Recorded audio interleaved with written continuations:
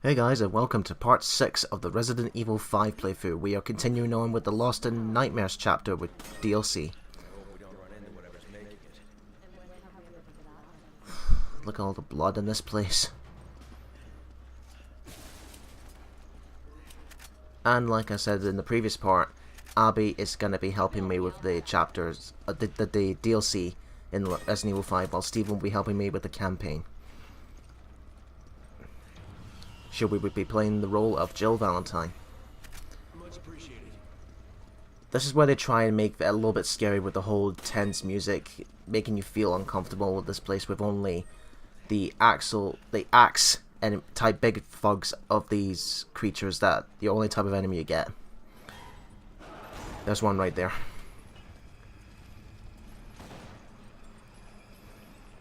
Again, general strategy is go behind them, shoot the eyeball that's on his back. That is his weak point.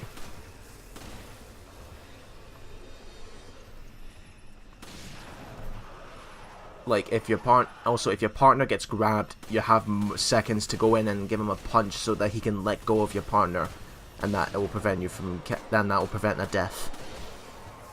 You can still go for punches if he's stunned, but I would not recommend it. I would just go get him stunned and then quickly go behind him, shoot, and continuously shoot that eyeball. Bloody zombie! Not right now! Ah! Thanks, Abby. Oh, he's gone for me again! Yeah, those particular guys, they can just go down with just one swipe of your knife. But you just need to be very careful.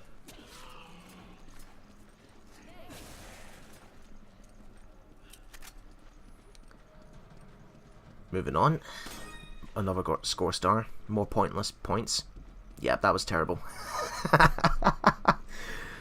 Sometimes I just don't know what something just comes out of my mouth and I just don't understand why I say it.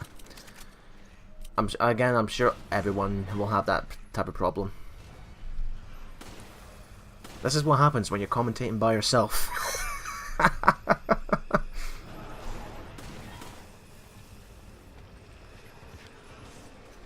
Okay, we're gonna sandwich this guy.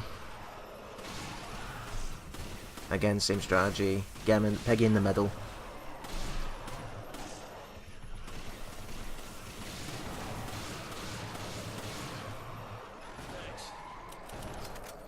Yep, this is all you do. Just get through to point A to point B. Occasional enemies here and there, and occasional score star here and there, and just survive. That's all you can do. Another thing I failed to mention in the campaign is that, with the music, what they do with the music is that they play music when there's enemies on the screen, but see when there's no music playing, it means you're safe, where there's no enemies that have spawned in. I get the note music is supposed to give you that ambience feel, but they kind of do it the opposite way, if you think about it. You know, they enter music when an enemy threat is near, and then it's silent when there's none, so... If there's one thing I can change in this game, just a little nitpick, was just change the color of my laser sight to green. Would have made it a bit more easier to see.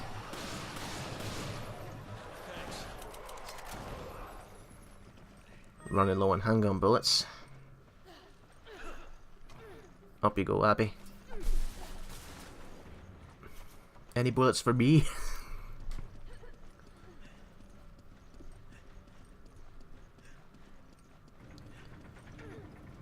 Now, what your partner has to do here is that there's a key in that chest. One of you has to turn the crank to open the door, and the other has to go in and get the key.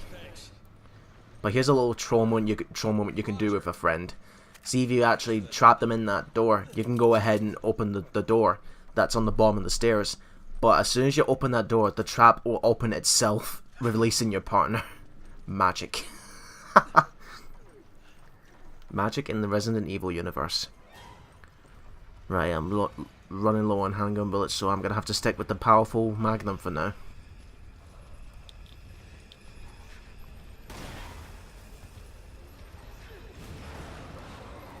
Yeah, any type of grenade will stun him. Flash, flash grenades, flame grenades, and hand grenades will all stun him. And just like that, with well-aimed shots with the Magnum, he'll go down in like 2 or 3 hits. Here's our next trinket for this puzzle. We need to find 2 pieces of a crest, but they're not far away from each other. They're in this exact location in 2 different chests. Find both of them, put them on the door will unlock, and off you go.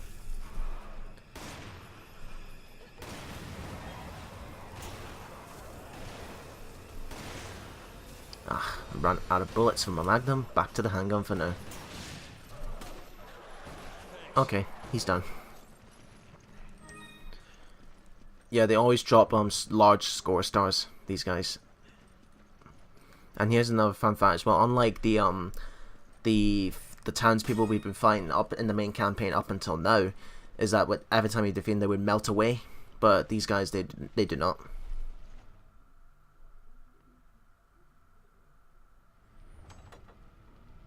There we go, that's the gate unlocked. Off we go to the next chapter. Fuck. The end. We all die. Now this is the one unique moment in this Lost in Nightmares, is that they throw you down this pit, but for some reason you've lost all your weapons. You have no weapons at all. All you have is flash grenades, which you can get from the barrels there. You can get flash grenades. Occasionally you'll get a healing item, but that's all you have. This is where you and your partner really need to work together, because there are 4 traps in the sewers here. There's gonna be more. There's gonna be more of those big fucking blobs, those guys with the axes. There's gonna be about 3 or 4 of them, depending on the difficulty. What you have to do is you have to find the correspondent colored crank, you need to put that crank into the hole. Get one partner has to stay in that place to get the trap ready. You know, brings it a roof of spikes up high enough so that they can be ready to drop it. The other partner has to go and lure the enemy into that trap, and then the partner who's in control of the trap has to let go when the creature's underneath, provided that you're not already underneath the trap yourself, because that causes a game over. So Abby's going to open the trap. I'm going to lure this guy into the trap. The flash grenades, all they do is they'll stun them, giving you more time to activate the traps.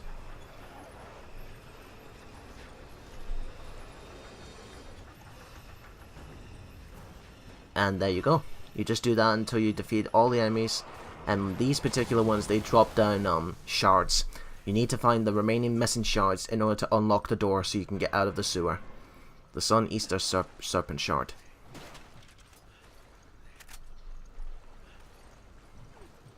Now be careful with these waters, because what this water hides is more of those zombies that pop up and just grab you. Sneaky fuckers. And this is also where your map really comes in handy as well. As you can see on the map there, that big triangle button, that indicates where your enemy is. You can use that to your advantage. But here's the thing. If you're playing on the highest difficulty, which is professional, they do not appear on the map at all. It's all by sound. You need to watch out for them.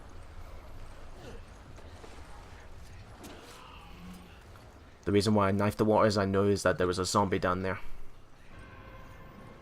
Here's the blue crank. There's 4 colored cranks in total. There's red, blue, green, and purple. I'm surprised they didn't go with a yellow crank actually. You know, the main 4 colors that you think of.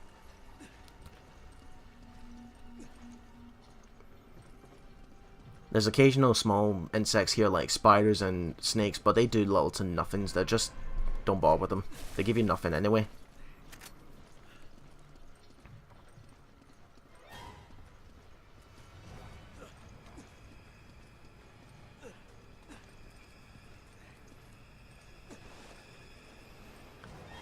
And again, that music will also be an advantage in this section where you can when the enemy spotted you. That means it'll constantly move towards you. But here's another thing is that if you go too far, it will actually turn away, as if, oh fuck, I'm no chasing you. Being very lazy. And some of these hallways have boarded up walls. You cannot get through them unless you get the guy to go down that path and swing his axe so that it can destroy that hole. Here's me going to abuse some invincibility frames. As he jumps up, I jump down. He can't get me. It's so that he can get off the trap, so that Abby can go ahead and open up the trap. If someone's standing on that trap, it just won't move. What's cool is that if you really are lucky, you can, and you get two of them following you at the same time, you can initiate both of them to go underneath that trap, and you'll get double the prizes.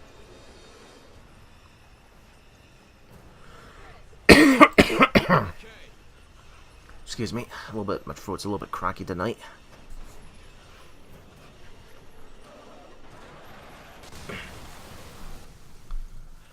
That's fog number 2. Now for number 3.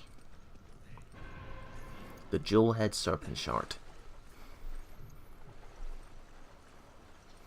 I wonder if this sewer was kind of inspired by that, the Chamber of Secrets in Harry Potter 2. You know, when he fights the giant snake, and how that place looked, where the water was very shallow and all that. Obviously, you don't have the snake heads, but I'm just thinking if that was maybe an inspiration into designing the sewer, or was it just a standard sewer? I mean, we're under a mansion anyway, so. Okay, Abby's going to initiate the final trap. Time for me to lure our third guy in.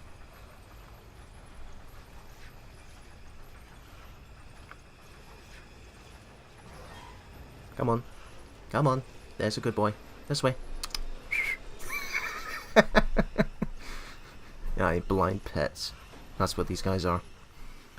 The owner of the mansion actually is Oswald E. Spencer.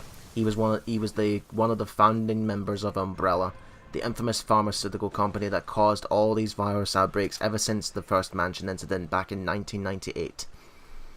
And they always try to cover it up. This mansion actually is Spencer's personal mansion that he resigns in. And that's what Jill's and Chris's mission was to do here, was they have to find where this particular bad guy, and the only way they can find out more information is through Oswald E. Spencer. So they found his mansion, but as you can see, we're down in the traps. These are his security guards. They've been brutally murdered by someone or something. There's your last score emblem for the chapter. We're now on to the final section of Lost in Nightmares.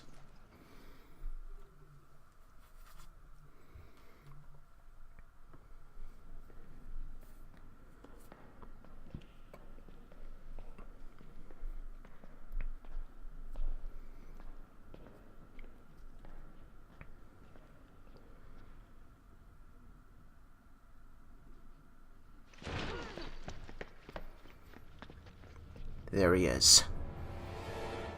Johnny Bravo. But yeah, black gear, sunglasses, blonde hair. This, ladies and gentlemen, is Mr. Albert Wesker, the main antagonist of Resident Evil ever since the first game. He's now got godlike powers where he's able to dodge bullets and occasional healing here and there. He likes to think himself as a god. Your general strategy is to get both of you to shoot, and so he can initiate a dash, and then you need to do QTEs to dodge the attacks, but the QTEs are very fast. And what me and Abby do is abuse we use our lag, a slight lag here to our advantage, where we can get double hits on this guy. Where he's stunned, I go for a punch, then Abby, if she's quick enough, she can go immediately for another punch, and that counts as 2 hits. Like so. Oh, he's going for another one. He's a rebel. Double hit. And he's down. That was very pathetic of you, Mr. Wesker. Are you trying to make me angry? Yeah, he's clearly inspired by the Matrix with his outfit here.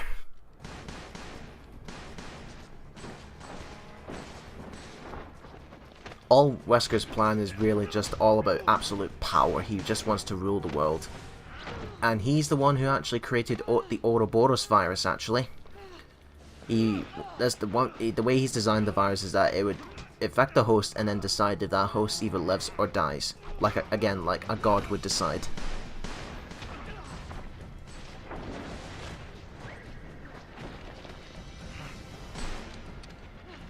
Yeah, Jill's got it right. Fuck the guns, they're useless.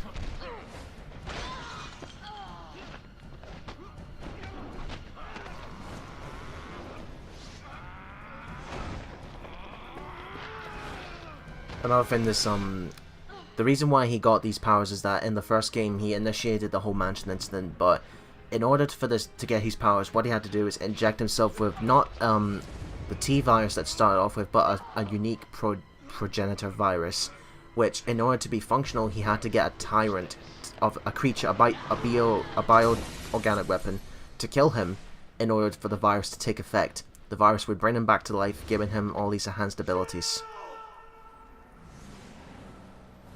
Now we're back into chapter 3. Her body was never found and she was presumed dead. The person I saw in that data looked like her. I have to know if she's still alive. You two were close. It was more than that, Miss Olimar. What about you? Why'd They you may not join want the to admit it, BSAA? but it's quite obvious. My parents were involved in an accident caused by a pharmaceutical company when I was young. Umbrella. Yes. What? Who else would it be? I only found out later that the accident was to cover up the manufacturing of biological weapons for terrorists. They were using Africa as a test bed for their experiments. Enslaving them.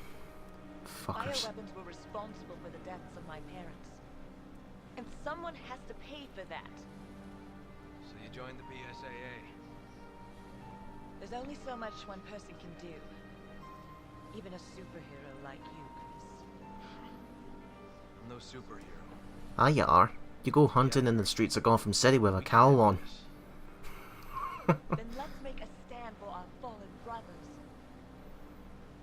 Hang on.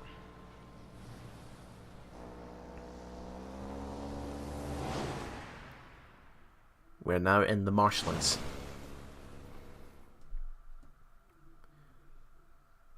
And now we're back in... And now Steven's back in control with Sheva again, as in the main campaign.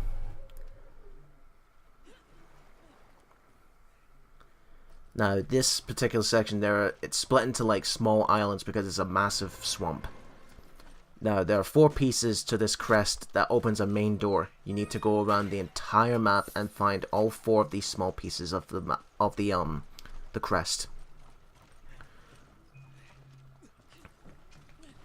And this is where you take control of the boat. One person drives while the other just sits back and relax. But if you want to share, you can press the circle button. When you stop the vehicle, you can press the circle button to swap positions with your partner.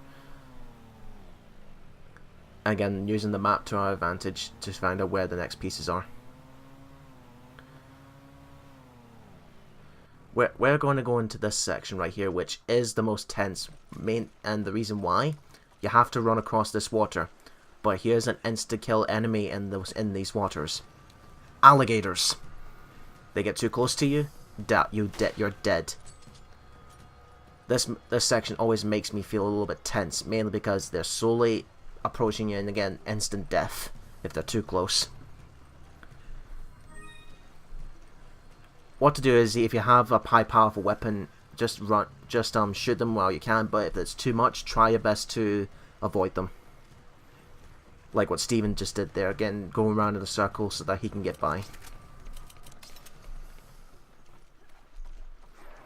But the alligators won't jump up. The alligators are only in the swamp areas. Here's our next infected townsfolk.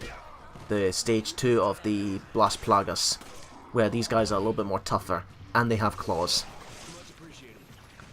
Like sometimes when they go into a roll and they lie on the ground, we're back with the Kajuju townfolk. They would stay down for a long period of time.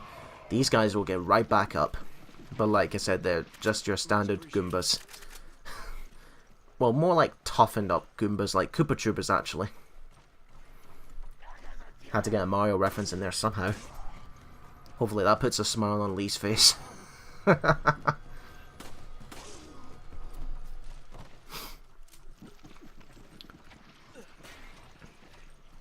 Here's piece number 4 in this chest. Now we're off this, but now we need to get back to the boat, which means we have to run through the alligators again. Again. Whoa! Thank God that bite didn't get me. Otherwise that would have sucked.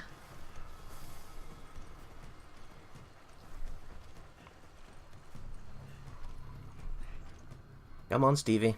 Come on. You can make it. Then again, what really would be threatening in this particular bit? Would alligators be terrifying enough, or what if they just decide to put in sharks? What do you guys think? Maybe leave a suggestion in the comments below what you thought could be scarier. And with that, we're going to move on to the next part, and we'll see you guys there.